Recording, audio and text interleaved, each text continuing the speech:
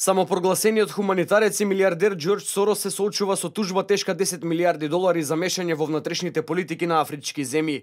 Fox News пишува дека оваа тужба го рефлектира неговиот познат начин на оперирање во сиромашни земји за остварување на своји цели и интереси.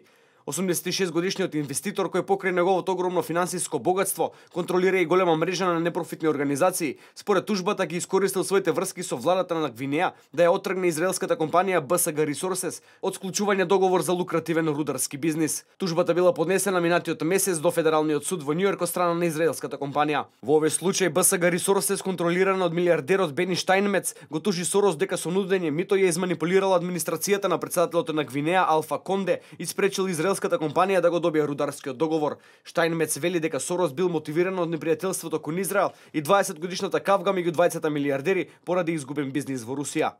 За Сорос, успехот на Штајнмец, како и неговата активна промоција на израелскиот живот, бизнис и култура се анатеми.